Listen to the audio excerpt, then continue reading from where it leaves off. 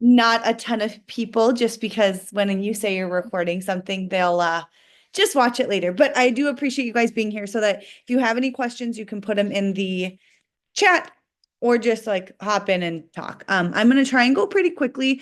My goal with this little presentation is to make sure that as people are going into the test, they're not going into it with any unknowns or like variables. We know what to expect. I'm going to go over some FAQs. And that's it. Just answer questions and try and make it as quick as possible. Okay? Okay. So your AP exam, as you hopefully know, is on Friday, May 16th. This is the last day of AP testing, which is awesome. It did just come to my attention that this is also the day of True Team State. And I know we have a pretty big track team. So if this affects you, there was email communication that went out on April 13th, outlining kind of the process if you need to get an alternate date due to the True Team track state meet. So something to think about. Our AP exam is at 12 p.m. and it's going to be in the Medina Ballroom. As a reminder, this year's exam for the first time ever is going to be fully digital. So that means that your multiple choice test and your two FRQs, the AAQ and the EBQ, are both going to be on Blue Book, which we'll look at here in just a second. So just as a reminder, remove this. I can't remember if you can see like the little squares in the video, whatever. Here we go. Your excused absence runs from 11 to 3:20. So like a lot of people think, oh, I have an AP exam. I'm just excused for the day. You are expected to go to first and second block. And you are excused at 11. There will be a bus available for you to leave at 11:30 from Upper Commons, but please note as the test will end around 3 p.m., there is no transportation back to the school. So if you use the bus to get to Medina, you will still need to coordinate your own ride home after you take your test. Okay. So there is transportation from school to Medina, but there is no transportation from Medina anywhere else. You need to coordinate your own ride home. I always just remind kids to eat lunch before your exam. It is going to run from about 12 to 3. So you won't have access to food. You can have a snack packed and put in a backpack at the front of the room. I actually don't know where they're going to make you keep your backpacks. But you will have access to those like during the breaks or between the multiple choice and the FRQ section. But don't go into it with an empty stomach. Put yourself in a position to be successful. Get a good night's sleep, as everybody always says. And as we learned, going through that full sleep cycle, remember stage 1, 2, 3, 2, REM, 2, 3, 2, REM. We want to get through all of it in order to be prepared and put ourselves in the best shape to be successful on the test. Do note that you will be using your iPad, so make sure that it's fully charged beforehand, whatever that looks like for you. They will not have like I think they said they'll only have like a limited number of alternate devices in case something goes wrong. But ultimately, if your iPad dies, like that's on you and they don't just like you just don't get to finish. So make sure you have those fully charged. And like I said, the AP exam is going to be administered digitally. Actually, next Monday, I'm going to kind of work through exactly what that looks like and how you can kind of practice that. But I did link this practice on Blue Book in the slides, which I'll also share out. I do just want to show you that I have that linked. So it links here and it kind of goes through two ways for you to practice. There are test previews and a full-length practice test on AP Classroom that you can actually work through. You can get a sense of what Blue Book is going to feel like. If you click this get instructions, you can download Blue Book now and actually work through that a little bit. I highly, highly, highly recommend that everybody at least has that downloaded and messes around with it a little bit, because what you don't want is to hop on the day of the test and like fidget around with what exactly you're doing, as opposed to knowing what you're doing going in, and you can just focus on the content, focus on answering your prompts, your questions for the AAQ and the EBQ. So that's there. And again, I'm going to host one more session like this, a Zoom session for you guys next Monday to just kind of go through that process, talk you through it, actually have you guys download it and then mess around with it and answer any questions. Okay. I also have linked here what to bring on exam day. That's just going to bring you to the AP classroom website that'll show you everything to bring. And then, as you know, because you've been in my class or Miss Serrano's class, make sure when you're looking at slides, you toggle on the speaker notes because I always include some stuff here. We have the AP terms and conditions and communications from our AP coordinator for you. So we kind of have everything all in one place to make it as easy as possible. So the exam itself, just as a reminder, you have 90 minutes to answer 75 multiple choice questions. I did include over here that kind of like breakdown of questions. So for each unit, and I do want to note, and you've probably noticed if you've looked at my resources at all, that AP has it organized in 5 units. We did everything in 8. So basically, like unit 1 is biological bases. That is our biopsych, and then the first half of sensations and cognitions. Then we get into cognition, which is thinking, decision making, memory, and intelligence. Then you go development and learning, which is developmental psych, and then classical operant conditioning stuff.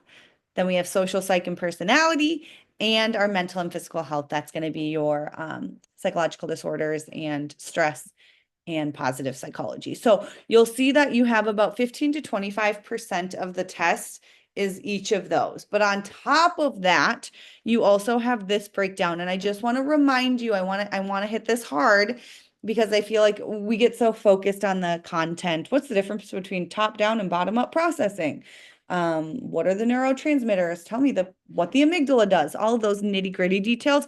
And we forget to revisit that 25% of our test is going to be research methods and design, and 10% is going to be data interpretation. So think all the different kind of research method applications, mean, median, mode, independent, dependent variable, doing graph interpretations, looking at standard deviation, looking at distributions, correlational studies and things like that.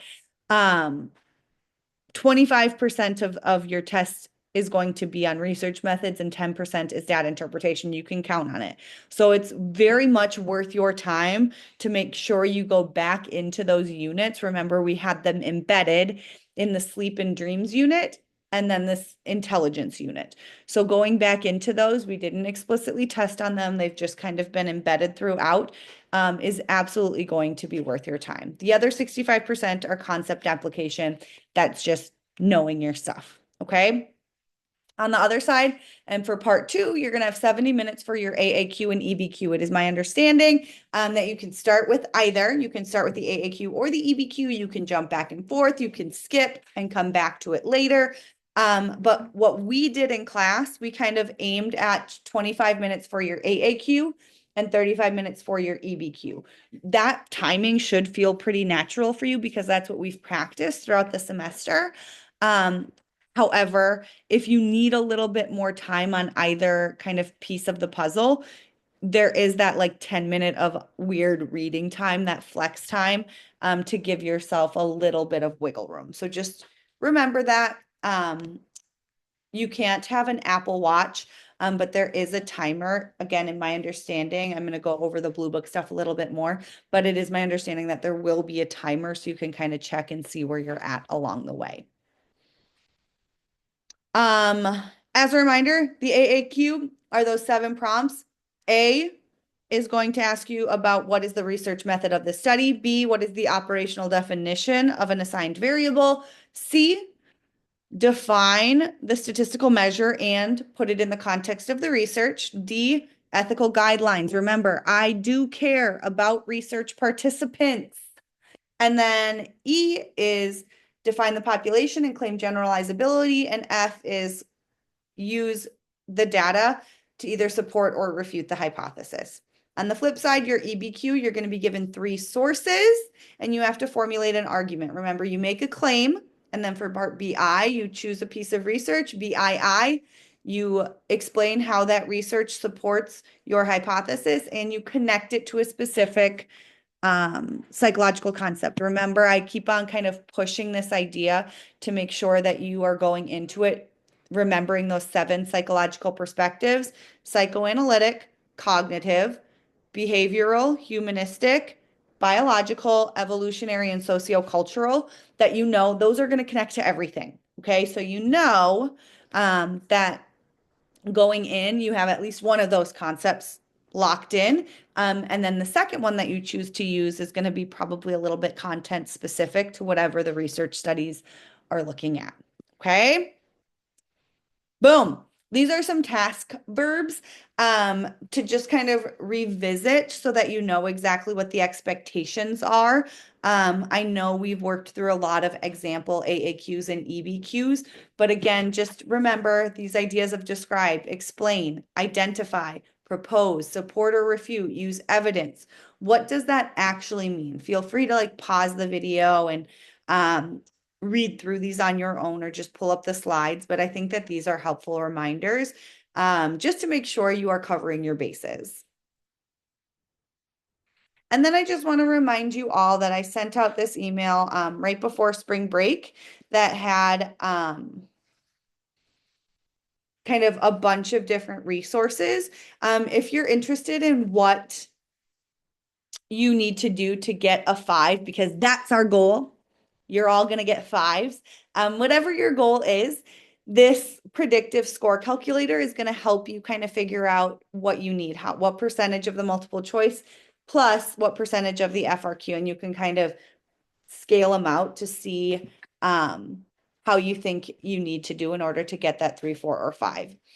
I also have the schedule linked, as I reminded you. We have those before and after school study spaces hosted by Miss Serrano and myself. And then next Monday, we're going to be going over that digital platform. Once we get into next month, so in May, we will have a couple of practice exams and other like specific review session type things. But I'll probably send out an email with more specific information on that closer to those dates. I reorganized all of the research guides to be specific to those AP Psych units, the College Board units. And if you are somebody who's like, oh man, the research methods, the stats, I totally forgot. This is your spot. Unit 0. It's not perfect. It's not everything, but it kind of has all of the practice stuff in one place to remind yourself of those different, what is an operational definition? What are the ethical guidelines? What's the difference between an independent and a dependent variable? All of that stuff is here, and there's some linked like stats practice and things like that as well. So this one I think is a big one. The rest of them are content specific and good. However, that side of things, if you just need like a guide to kind of work through those reminders, unit 0 is going to be for you. I then linked this list. Hopefully you got a chance to kind of look at this. I have, since I sent out the email, added this free response question review. I have a couple of videos linked on how to take an AAQ and how to take an EBQ. And then also just some like application practice. So like stats application for an AAQ. It asks about like p-value, correlational research, statistical significance, effect size, reminding ourselves of what those are and how we can actually define them and then apply them to the research provided. And then I also included a quick little terms list here of things that we should just remind ourselves or things that could potentially pop up on that AAQ that are stats research methods specific. So again, this page was not included in the original email. I just added it to the second slot here. So that is what I've got. It's kind of a rapid fire. Here, we'll do this. Any questions? Kind of a rapid fire review of what to expect on review day, and especially for those of you who are semester 1 kids, you're a little bit removed from kind of the day-to-day and what to expect. So hopefully this can be a helpful reminder. Those of you who are here, do you guys have any questions? I'm trying to get into my Zoom. I don't know how to, I don't see anything in the chat or anybody popping up. Okay, well, thank you guys so much for hopping on. I'll make sure to download this recording and share it out with the rest of the group. But you guys have a great rest of your day. If either of you, I'm going to stop the recording, and if either of you have any